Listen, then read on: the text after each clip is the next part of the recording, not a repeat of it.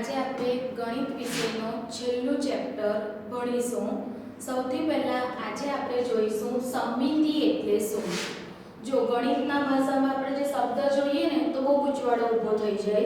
સમમિતિનો મતલબ શું કે એવો આકાર કે તમે એને વચ્ચેથી અથવા આડો અથવા ક્રોસથી કાપો તો અને એને ફોલ્ડ કરો તો એના બરાબર બે સરખા ભાગ કરે। एकदम बंद बेसता तमे कागड़ लो, उदाहरण तरीके हूँ एक कागड़ लूँ, कागड़ ने बराबर वच्चे थी हूँ वाड़ी दूँ तो एना बे भाग पड़े ए बन्ने भाग केवा होय तो कि एक बीजा ऊपर बंद बेसता तो तमे एने कही सको सममिततानी धरी अथवा तो अक्ष। दरेक आकारनी सममिततानी धरी जुदी जुदी होय एटले के एनी संख्या जुदी जुदी होय। અહીંયા આગળ આપણે લખ્યું છે કે સમમિતિની રેખા એક અરીસા જેવી આકૃતિના બે સરખા ભાગ કરે એટલે એને કહેવાય સમમિતતાની ધરી અથવા તો અક્ષ। ફરીથી બોલી દઉં છું, તમને લોકોને વ્યાખ્યા નથી પૂછવાના, શું પૂછવામાં આવશે તમને? માત્ર એમસીક્યુ ક્વેશ્ચન। એટલે તમારે શબ્દ સમજી લીધા, શું સમજવાનું? સમમિતિ એટલે એક જ વસ્તુ, કઈ વસ્તુ કે આકૃતિના ભાગ પાડતા જે બે ભાગ પડે એ એકબીજાની ઉપર બંધ બેસતા આવે। નાનો મોટો ભાગ થવો જોઈએ નહીં। જો હું તમને ચોરસ લઈને સમજાવું તો અત્યારે આપણે પહેલી આકૃતિ ચોરસની દોરી છે। તમે સિમ્પલ વિચારો, ચોરસને એટલે ચાર બાજુ સરખી। આપણે ચતુષ્કોણ ચેપ્ટર ભણી ગયા, એને આધારે તમને ખબર કે ચોરસની અંદર ચારે ચાર બાજુના ભાગ કેવા હોય? સરખા। સૌથી પહેલા હું બરાબર વચ્ચેથી ચોરસના આવી રીતના બે ભાગ કરું તો તમે સમજી શકો કે આપણે એને આવી રીતના વાળીશું તો એ બંને ભાગ એકબીજાની ઉપર કેવા આવશે તો કે બંધ બેસતા આવે। આ તો વાત થઈ એક જ ઊભી લીટી। કોઈના મગજમાં એવું આવે કે મેડમ ઊભી લીટી શું કામ, આપણે આડી લીટી કરીશું તો બરાબર છે, તમે આડી લીટીથી પણ ચોરસના આવી રીતના બે ભાગ પાડશો તો ઉપરનો અને નીચેનો ટુકડો વાળશો તો એ બે ભાગ પણ કેવા આવવાના? સરખા। હજી એનાથી વધારે આગળ કોઈ એવું કહે કે ના ભાઈ આપણે વચ્ચેથી આ પ્રમાણે વિકર્ણોના ભાગથી એને વાળવો છે, બરાબર? આ બે શિરોબિંદુઓ લીધા એ તરફથી એટલે કે બે તમે જોઈ શકો કે બે ત્રિકોણ બને, બરાબર? એ પ્રમાણે વાળશો તો પણ એ બંને ટુકડા એકબીજાની ઉપર બંધ બેસતા આવે। જો મેં તમને ચોરસને ટોટલ ત્રણ રીતે વાળતા શીખવાડ્યું, એક ઊભી લીટી દોરી તો તમને ચોરસના બે ભાગ મળ્યા, બીજી એક આડી લીટી દોરી તો તમને ઉપરનો અને નીચેનો ભાગ મળ્યો, એક ત્રાસી લીટી દોરી હજી પણ તમે એક બીજી રીતે ચોરસને વાળી શકો। કઈ રીતે? તો તમે જોઈ શકો આ બીજું વિકર્ણ લો તો આ રીતે તમે ચોરસને ટોટલ ચાર રીતે વાળી શકો અને ચારે ચાર વખતે શું થાય છે તો કે ભાગ એકબીજાની ઉપર બંધ બેસતા આવે છે। તો તમને આ ચોરસ માટે શું પૂછી શકાય કે ચોરસને ખાલી જગ્યા સમમિતિ છે તો તમારો જવાબ આવી શકે ચોરસને ટોટલ ચાર સમમિતિ છે। હવે વાત કરીએ લંબચોરસની। લંબચોરસની અંદર તમે જોઈ શકો તો જો લંબચોરસમાં બી સૌથી પહેલા તમે ઊભી લીટી દોરી દો તો ઊભી લીટી બરાબર વચ્ચે બોલું છું, હો ગમે ત્યાં નહીં, બરાબર વચ્ચેથી તમે ચોરસની ઊભી લીટી દોરશો અને ચોરસને તમે વાળશો તો બંને ટુકડા એકબીજાની ઉપર બંધ બેસતા આવશે, બરાબર? બીજી લીટી કઈ દોરી શકો તો કે આપણે આડી લીટી દોરીએ ચોરસની અંદર પણ તો તમે જોઈ શકો કે આડી લીટી દોરવાથી પણ શું થશે તો કે ઉપરનો ટુકડો અને નીચેનો ટુકડો એ બંને ટુકડા સરખા જ આવશે। લંબચોરસને આડી લીટીથી બે ભાગ પાડતા એકબીજાની ઉપર વાળશો તો એ બંને ભાગ કેવા થવાના? સરખા। પણ જો તમે એમાં આડી લીટી કરશો ને તો બે ભાગ એકબીજાની ઉપર બંધ બેસતા નહીં આવે। કેમ? તો કે પાસેની બાજુના માપ સરખા નથી। તો લંબચોરસ માટે તમે શું કહી શકો તો કે લંબચોરસની અંદર બે સમમિતિ મળે, ચોરસની અંદર ચાર સમમિતિ, લંબચોરસની અંદર બે સમમિતિ। હવે વાત આવે આપણી આકૃતિ। શું છે આ આકૃતિની અંદર કયો ચતુષ્કોણ છે? ચલો વિચારો. તો તમે કહેશો મેડમ પતંગાકાર ચતુષ્કોણ. બરાબર, ચતુષ્કોણની અંદર આપણે ભણ્યા પતંગાકાર ચતુષ્કોણમાં શું હોય કે પાસેની બે બાજુઓના માપ સરખા હોય. હવે તમારે આ આકૃતિની સમમિતિ શોધવી હોય તો વિદ્યાર્થીઓ પહેલી તો ઊભી લીટી, આ ઊભી લીટી આપણે દોરી દીધી. હવે તમે જોઈ શકો કે આ આકારને ઊભી લીટી દોરવાથી બે ભાગ પડ્યા. બંને ભાગ કેવા પડ્યા? તો કે એકબીજાની સાથે બંધ બેસતા. બરાબર, પણ હવે તમે જોઈ શકો જો આપણે ચોરસ અને લંબચોરસમાં ઊભી લીટી પણ દોરી, આડી લીટી પણ દોરી. એવી રીતે હું આકૃતિની અંદર આડી લીટી દોરું છું. ચલો જુઓ તમે શું થશે. બે ટુકડા, ઉપરનો ટુકડો અને નીચેનો ટુકડો તમે વાળશો તો એની ધરી એ બે આકાર એકબીજાની ઉપર બંધ બેસતા નહીં આવે. એનો મતલબ કે પતંગાકાર ચતુષ્કોણની અંદર સમમિતિની રેખા એક જ મળે. લંબચોરસની અંદર 2 અને ચોરસની અંદર 4. હવે આપણે આ બીજી એક આકૃતિ છે. બે અક્ષ આપ્યા છે અથવા તો બે રેખા પણ કહી શકો. એક રેખા છે L અને બીજી રેખા છે M. તમને એવું પૂછવામાં આવે કે મારે આમાં સમમિતિની બે રેખા જોઈએ તો તમે આ આકૃતિને આપણે જે અહીંયા આગળ આકાર દર્શાવ્યો છે આ આકારને તમે ક્યાં ક્યાં દોરી શકો? તો જો આપણે આકારને એક હું બાજુમાં દોરી દઉં અને ફોલ્ડ કરીએ તો એ બંને આકાર એકબીજાની ઉપર બંધ બેસતા થશે. બીજા તમે ક્યાં આવો આકાર બીજો ક્યાં દોરી શકો? તો કદાચ તમારા મગજમાં વિચાર આવી ગયો હશે કે બીજો આકાર આ પ્રમાણે દોરી દો. એટલે કે આપણી ચોથી આકૃતિની અંદર સમમિતિની રેખા કેટલી મળી? 2. તો આપણે આ ટોપિકમાં એવું જ ભણવાનું છે. તમને અલગ અલગ આકાર આપે, તમને પ્રશ્ન પૂછવામાં આવશે કે આ આકારની અંદર સમમિતિની કેટલી રેખા મળે. તો અત્યારે આપણો આ ટોપિક પૂરો થયો.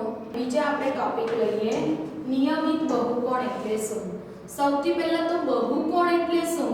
તો વિદ્યાર્થીઓ બહુકોણ એટલે રેખાખંડો વડે રચાયેલી બંધ આકૃતિ. બહુકોણનો મતલબ થાય રેખાખંડ વડે રચાતી બંધ આકૃતિ. એટલે ત્રિકોણ પણ એક પ્રકારનો બહુકોણ જ કહેવાય. બરાબર, ચોરસ એટલે કે ચતુષ્કોણ આપણે કહીએ એ પણ બહુકોણ કહેવાય. 3 બાજુ ત્રિકોણ, 4 બાજુ ચતુષ્કોણ, 5 બાજુ પંચકોણ, 6 બાજુ આવે તો ષટકોણ કહેવાય. એવી રીતે આગળ આપણે નામ બહુકોણના આપી શકાય. અહીંયા આગળ બહુકોણ એટલો શબ્દ નથી. બહુકોણની સાથે છે નિયમિત બહુકોણ એટલે શું? તો વિદ્યાર્થીઓ નિયમિત બહુકોણનો મતલબ થાય કે જે બહુકોણની બધી જ બાજુઓ અને બધા જ ખૂણાઓના માપ સરખા હોય તો તેવા બહુકોણને નિયમિત બહુકોણ કહે છે. વ્યાખ્યા નથી પૂછવાના, પણ આખું વાક્ય આપે અને તમને પૂછવામાં આવે કે આને શું કહેવાય તો તમને તરત યાદ આવવું જોઈએ. એટલા માટે તમારે મોઢે કરી દેવાનું.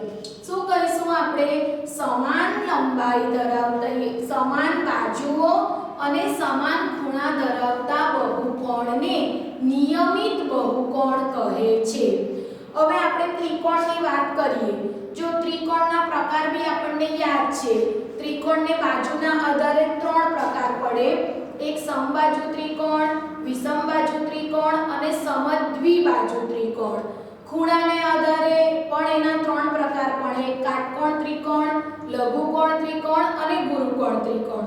તો તમે મને કહી શકો કે ત્રિકોણની અંદર તમને નિયમિત બહુકોણ પૂછે તો કયો આવશે? તો તમારે તરત વિચારવું પડે કે એવો કયો ત્રિકોણ કે જેની 3 બાજુના માપ પણ સરખા હોય અને 3 ખૂણાના માપ પણ સરખા હોય. તો તરત તમને યાદ આવશે એ ત્રિકોણનું નામ છે સમબાજુ ત્રિકોણ. સમબાજુ ત્રિકોણની અંદર બધી બાજુના માપ પણ સરખા અને બધા ખૂણાના માપ પણ સરખા હોય છે. માટે નિયમિત બહુકોણમાં ત્રિકોણનું નામ આપો. બરાબર, અથવા નિયમિત બહુકોણ વાળા ત્રિકોણ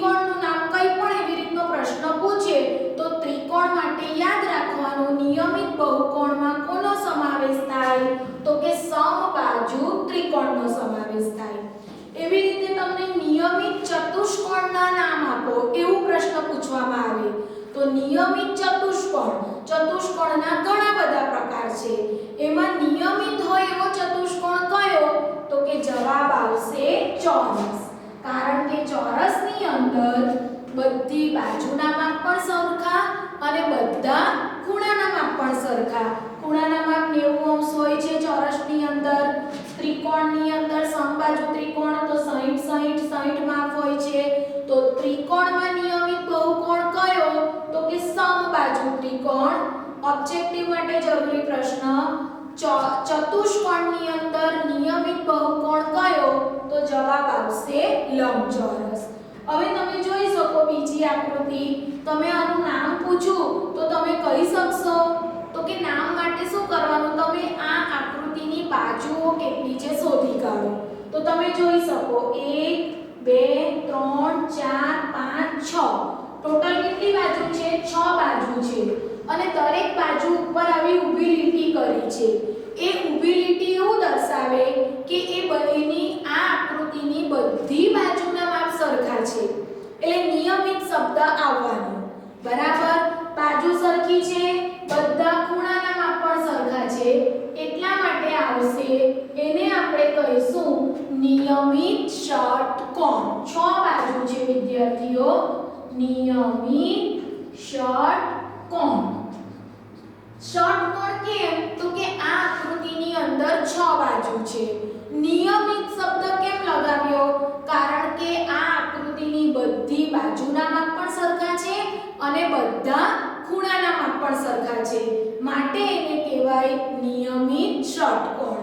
હવે આ 3 આકાર હજી એક આકાર બાકી. સમજાવવાનું કારણ શું છે તો વિદ્યાર્થીઓ જ્યારે પણ તમને એવો પ્રશ્ન પૂછવામાં આવે કે નિયમિત બહુકોણ ને કેટલી સમમિતિ મળે જેવી રીતે ચોરસમાં 4 સમમિતિ મળે, લંબચોરસમાં 2 મળે, પતંગાકાર ચતુષ્કોણમાં 1 સમમિતિ મળે, એવી રીતે તમને પ્રશ્ન હોય કે નિયમિત ષટકોણને ખાલી જગ્યા સમમિતિ મળે તો મારું વાક્ય યાદ રાખજો વિદ્યાર્થીઓ કે આ જે નિયમિત બહુકોણ હોય અને એમાં પણ જેટલી બાજુ હોય દરેક નિયમિત બહુકોણને જેટલી બાજુઓ એટલી સમમિતિ મળે. બસ આ એક જ વાક્ય તમારે બરાબર મગજમાં બેસાડી દેવાનું. શું બેસાડી દેવાનું કે જેટલી બાજુ એટલી સમમિતિ મળે પણ દરેક આકૃતિ માટે નહીં. કેવી આકૃતિ માટે નિયમિત બહુકોણ એટલે કે તમને આ જે આપણી આકૃતિ છે નિયમિત ષટકોણ છે તો એને કેટલી સમમિતિ મળે તો જેટલી બાજુ એટલી સમમિતિ એટલે 6 બાજુ તો 6 સમમિતિ મળે. તો એવી રીતે તમે આ આકૃતિ માટે પણ કહી શકશો. ફરી પાછો તમને પ્રશ્ન થાય કે મેડમ તમે આની અંદર શું નથી કર્યું તો કે બાજુઓ સમાન છે એવું ક્યાં બતાવ્યું છે. બાજુઓ સમાન બતાવવી પડે ને તો જ તમે એને નિયમિત શું કરી શકશો. કેટલી બાજુ છે ગણી કાઢો તો થશે 1 2 3 4 5 ટોટલ કેટલી બાજુ છે 5 એટલે તમે આનું નામ આપી શકો નિયમિત પંચકોણ. શું નામ આપી શકશો વિદ્યાર્થીઓ નિયમિત પંચકોણ. એટલે કે આ આકૃતિની અંદર પ્રશ્ન પૂછવામાં આવે કેટલી સમમિતિ મળે તો કેટલી સમમિતિ મળશે 5 સમમિતિ મળે. જેટલી બાજુ એટલી સમમિતિ. હવે ખૂણાની વાત કરીએ તો અહીંયા મેડમે 108 લખી દીધું. એ ખૂણાનું માપ છે કે ભાઈ પંચકોણની અંદર 5 ખૂણા આવે. 5 બાજુઓ સરખી તો 5 ખૂણા સરખા જ આવે. એમાં એક ખૂણાનું માપ 108. તમને આવી આકૃતિથી ખૂણાના માપ પૂછાશે એટલા માટે હું શીખવાડું છું. હવે તમે જુઓ આ ખૂણો આખો ખૂણો કેટલા અંશનો હોય તો કે 108 અંશનો હોય. એમાં એનો અડધો ભાગ 54 છે. બીજા એક ખૂણાનું માપ 72 છે. હવે તમને આ ખૂણાનું માપ પૂછે તો તમે શું કરી શકશો તો તમે કહેશો 54. બે રીતે. કઈ રીતે તો કે અહીંયા આગળ આકાર બન્યો ત્રિકોણ. ત્રિકોણના 3 ખૂણાના માપનો સરવાળો 180 અંશ. એમાંથી આપણને બે ખૂણાનું માપ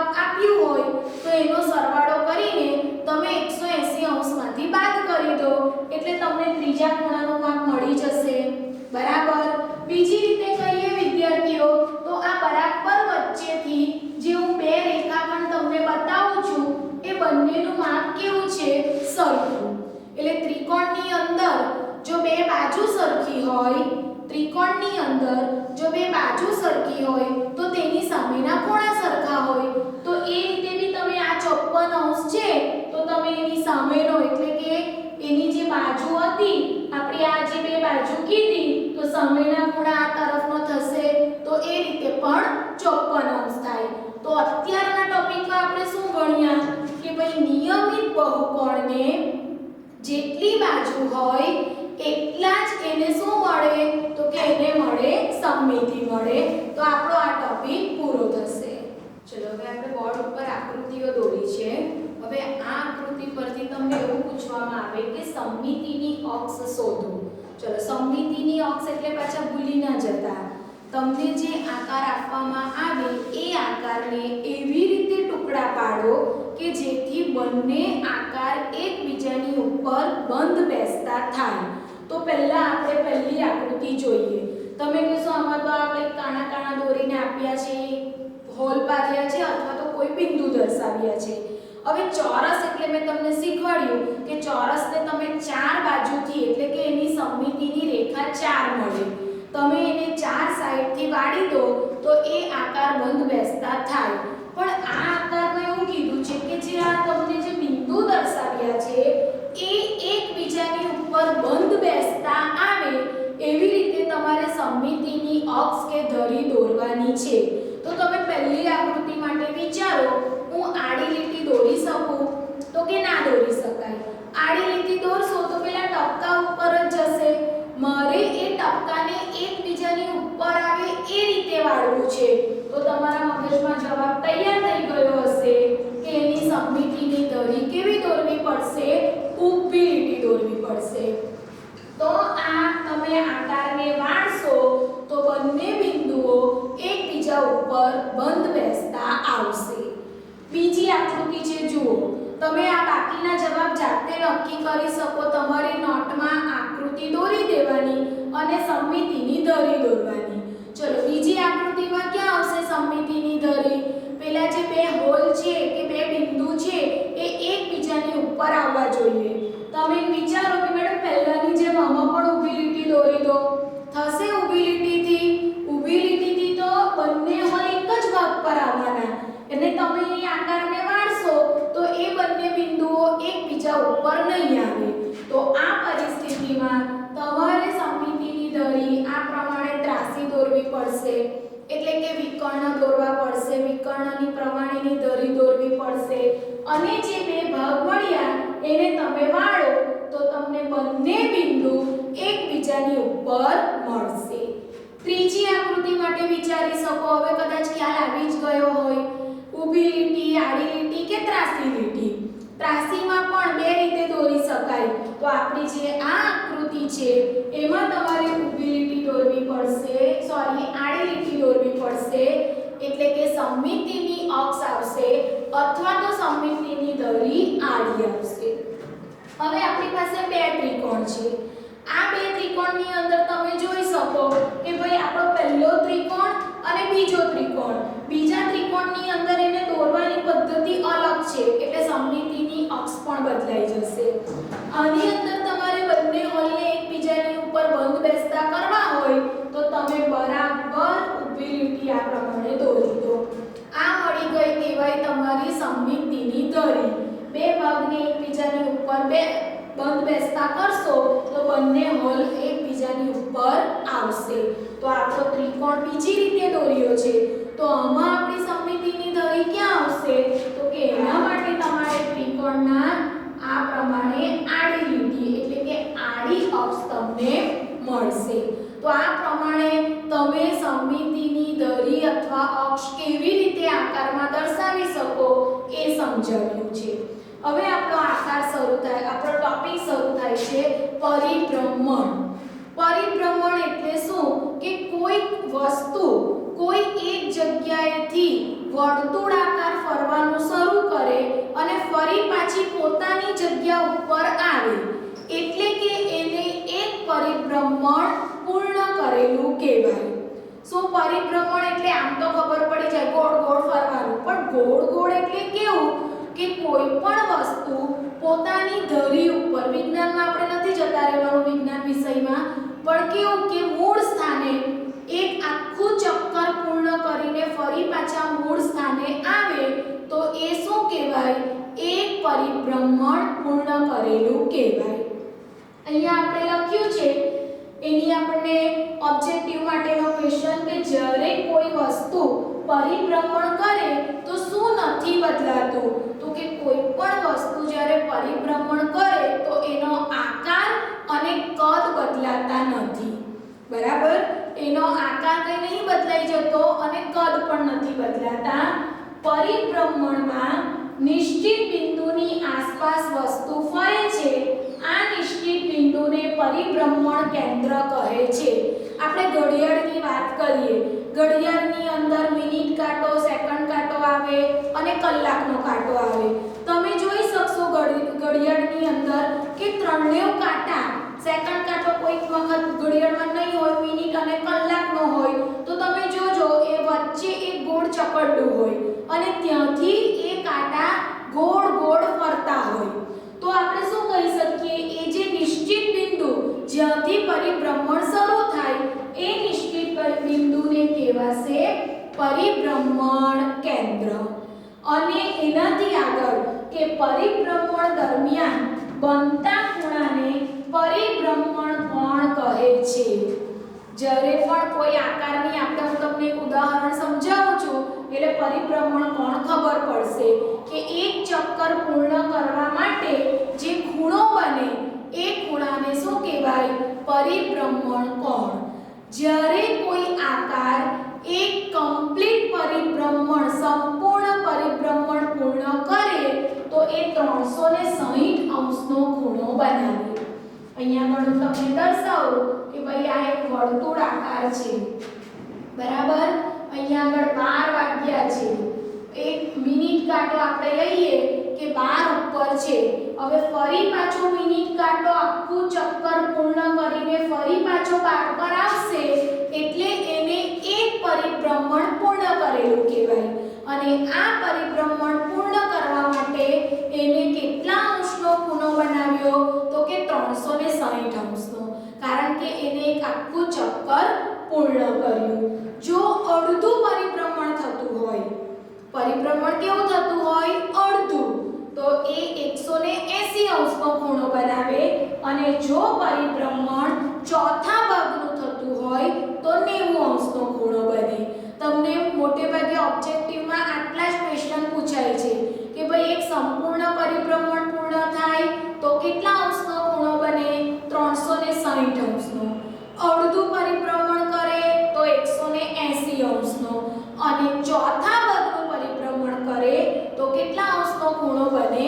90 અંશનો. અહીંયા આગળ આપણે ઉદાહરણ લઈએ કે ભાઈ ઘડિયાળમાં અત્યારે મિનિટનો કાંટો અને કલાકનો કાંટો, બે કાંટા બંને 12 ઉપર છે. બરાબર? હવે મારે ઘડિયાળમાં 3 વગાડવા છે તો 3 વાગતા સુધીમાં તમે મને કહો કે કલાકનો કાંટો, આજે કલાકનો કાંટો 12 પરથી 3 પર પહોંચશે. બરાબર? એ દરમિયાન મિનિટનો કાંટો 3 વખત પરિભ્રમણ પૂર્ણ કરીને 12 પર પહોંચશે. મિનિટનો જે કાંટો છે એ કેટલી વખત પરિભ્રમણ કરશે? 3 વખત. જ્યારે કલાકનો કાંટો 12 થી 3 પર પહોંચ્યો તો એ 3 વાગતા સુધીમાં એનો પરિભ્રમણ કોણ કેટલો થયો? તો તમે જોઈ શકો કે એને ચોથા ભાગનું પરિભ્રમણ કર્યું. કેટલા ભાગનું પરિભ્રમણ કર્યું? ચોથા ભાગનું. એટલા માટે તમે એનો પરિભ્રમણ કોણ કહી શકો? 90 અંશ. હવે એ જ રીતે હું તમને કલાકના કાંટા માટે 6 ઉપર દર્શાવું કે ભાઈ 6 વાગતા સુધીમાં 6 વાગતા સુધીમાં આ કલાકના કાંટાએ કેટલો પરિભ્રમણ કોણ બનાવ્યો? તો તમે કહી શકો કે એને અડધા ભાગનું પરિભ્રમણ કર્યું. માટે કેટલા અંશનો ખૂણો બનાવ્યો? તો કે 180 અંશ. હવે તમને વધારે સરળતા માટે હું બોર્ડ ઉપર એક કોષ્ટક દોરું છું. આ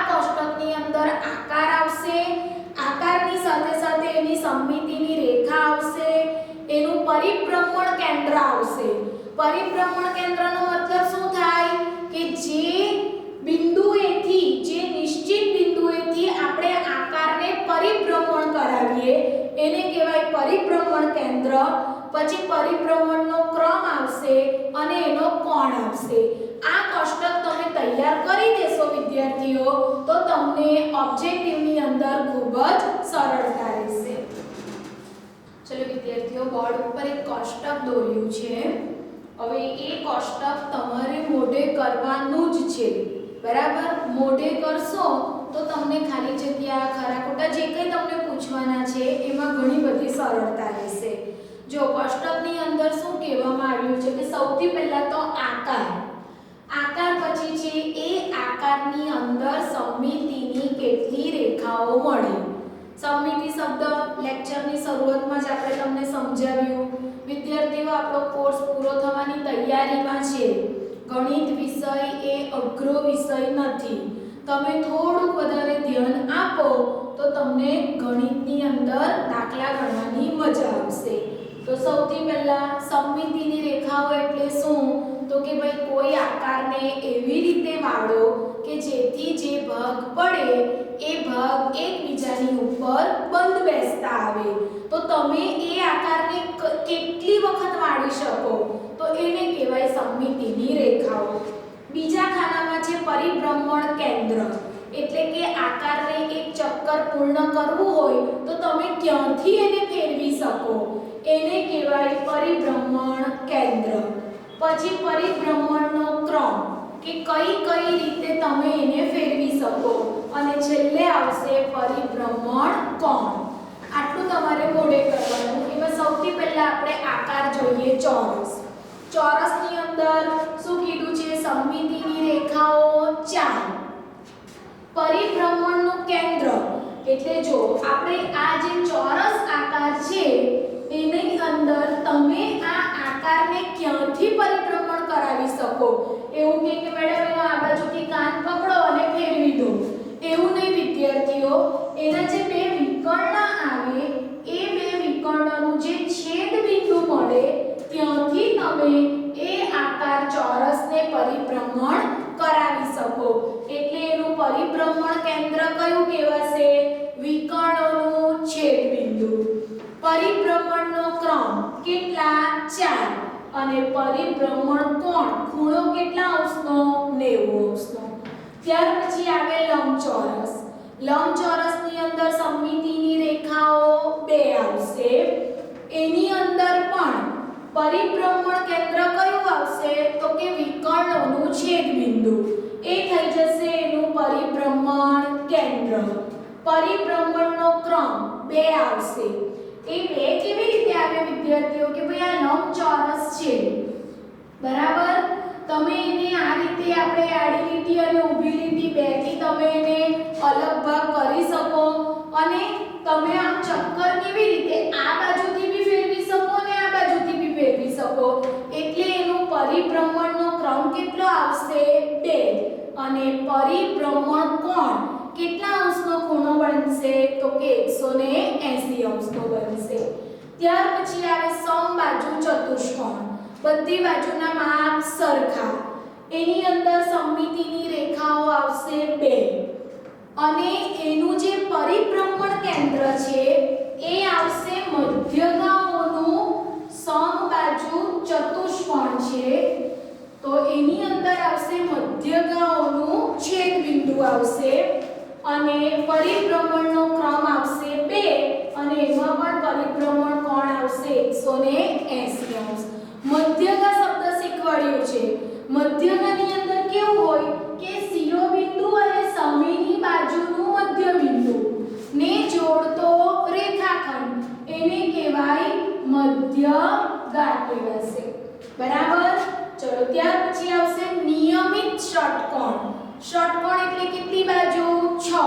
નિયમિત શબ્દ છે એટલે સમમિતિની રેખાઓ તો તરત આવડી જશે, કારણ કે આપણે એવું ભણ્યા કે નિયમિત બહુકોણને જેટલી બાજુ એટલી સમમિતિની રેખાઓ. આ વાક્ય મેં તમને બરાબર યાદ કરવા કીધું હતું. શું યાદ કરવા કીધું હતું?